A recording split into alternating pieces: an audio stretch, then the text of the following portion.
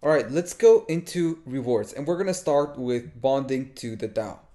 So what is bonding to the DAO? And I'm going to come back to that spreadsheet later.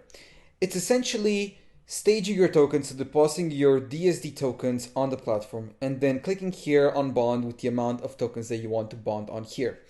And by doing this, what you're essentially doing is, if you go back to that regulation page that I showed you, your tokens will appear here as part of the bonded tokens, and a percentage of the newly minted supply every epoch, I don't know how to pronounce that, if it's epoch or epoch, will be assigned to you. So 60% of the supply will go to the bonded tokens, and a percentage of that 60%, depending on how much you own of this total, will go to you. Now, what is the advantage of bonding tokens to the DAO versus providing liquidity? Well, firstly, if you're bonding tokens to the DAO, you just have to bond your DSD tokens. With liquidity, you also have to add a matching sum in USDC. So in that sense, it's a bit easier because you don't have that additional cost, let's say. Now, the other really appealing thing for most people is that the rewards in the DAO bonded tokens actually get compounded. So if you know how compounded interest works, you'll know that it actually grows exponentially. So let's say, for example, if I were to bond one DSD token in Epoch 1, then let's assume not an expansion, sorry, this should read rewards in this case. Let's say a reward of 2% on my DSD, I would make 1.02. But then on the next one, I would have 1.02 times this 1.02. And if you actually expand that, at some point, it actually becomes exponential. So the rewards become bigger and bigger.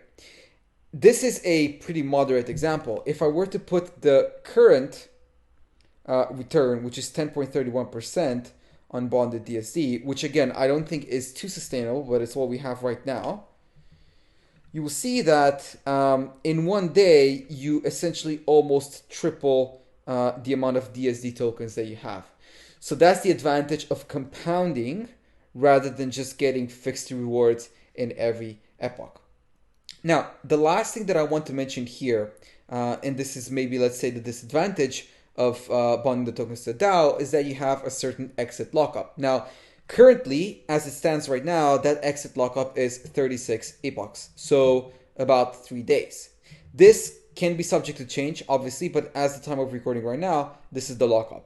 The other part that is important to understand, and why we have these lockups and why we have the status as being frozen, or you'll see it fluid, as soon as you bond, so whenever you bond or unbond, your status becomes fluid. And in order for your status to become frozen again, this period of time needs to elapse. So you can unbond your tokens at any point in time. So let's say 10 epochs pass and I want to unbond my tokens. I will unbond, and this amount of stage tokens will also include the reward. However, I will reset that timer. I'll be fluid again, and it will take me another 36 epochs to be frozen. Now, in the moment that you are frozen, that's when you can actually unlock and withdraw your tokens from here. So you actually get to take your tokens back to your wallet. Or, and this is a more minor thing, you can actually vote on governance decisions, although that's also subject to change as far as I know with an improvement proposal, so they can also vote while you're fluid. And the main reason why we have this fluid / frozen system is to prevent flash loan attacks, because it separates you. You need to have at least one epoch, because a flash loan attack usually needs to happen in the same block. So in this case, that epoch or that period of time for us is currently 36 epochs, but that could be changed. But the point is, you need to have a period of time that is set in stone in order for flash loan attacks to not be possible. So I hope that makes sense, and in the next video, I'm going to cover how to provide liquidity and how you earn rewards off of that.